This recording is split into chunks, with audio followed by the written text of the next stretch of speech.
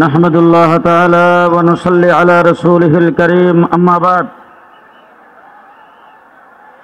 উলামা মাশায়েখ কর্তৃক আয়োজিত আজকের এই মহাসম্মেলনের সংগ্রামী সভাপতি, বাংলাদেশের শীর্ষস্থানীয় উলামায়ে কেরাম, সম্মানিত সাথী ও বন্ধুগণ, আপনাদের সামনে একটি কথা বলার জন্য দাঁড়িয়েছি। গতকাল সোশ্যাল মিডিয়াতে দেখলাম স্বরাষ্ট্র মন্ত্রণালয়ে গিয়ে কিছু সংখ্যক লোক, নাম বলতে চাই না,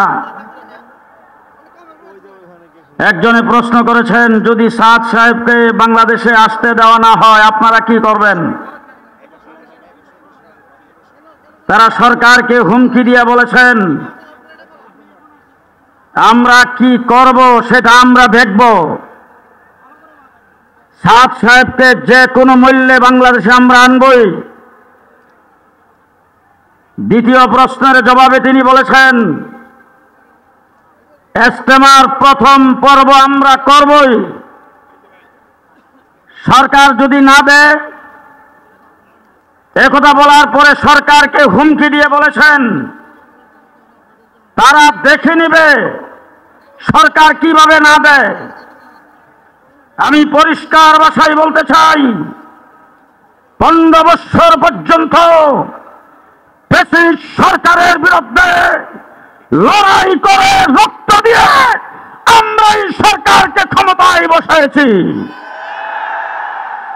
সুতরাং এই সরকারের বিরুদ্ধে কেউ যদি হুমকি দেয়, রক্ত চক্র দেখায়,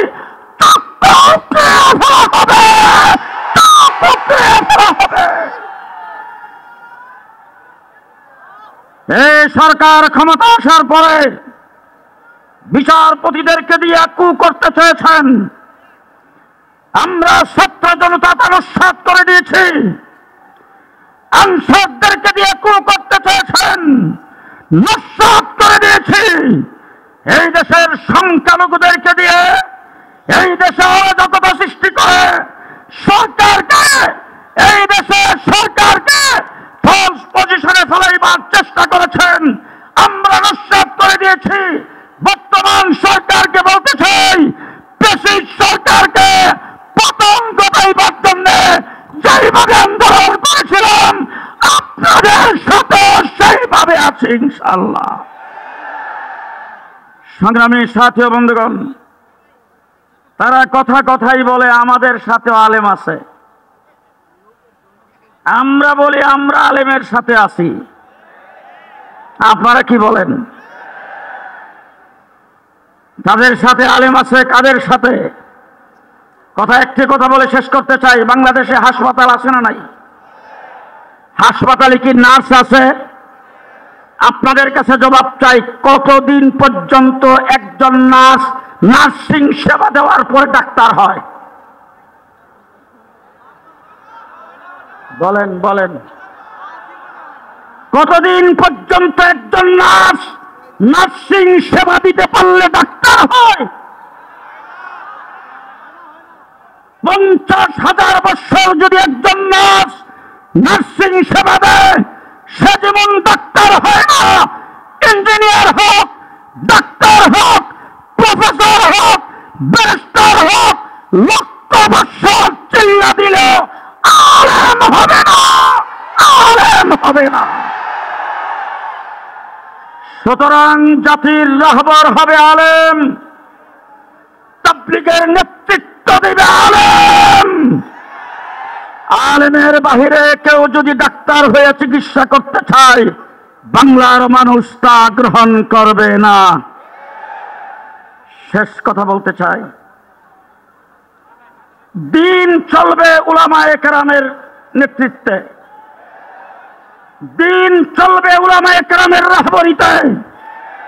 পরিষ্কার ভাষায় বলতে চাই, বর্তমান অন্তর্বর্তীকালীন সরকার, প্রশাসন, সামনে নির্বাচিত সরকার আসবে, দুনিয়া চলবে আপনাদের ইশারায়, দিন চলবে আলেমদের ইশারায়। দৃষ্টান্ত স্বরূপ বলতে চাই, দুইটা পক্ষ ঝগড়া হয়েছে, ঝগড়ার পরে একজন মারা গেছে, একজনের হাত পা ভেঙে গেছে। এটার বিচার করবে মসজিদের ইমাম, মুফতি সাহেব, মাদ্রাসার মুহতামিম? কে করবে? সরকার, প্রশাসন, কোর্ট? কোন এক ব্যক্তি বেগমের সাথে ঝগড়া করে বউ তালাক দিয়ে ফেলেছেন, এই তালাকের ফতোয়া দিবে চেয়ারম্যান, মেম্বার, উসি সাহেব, এমপি?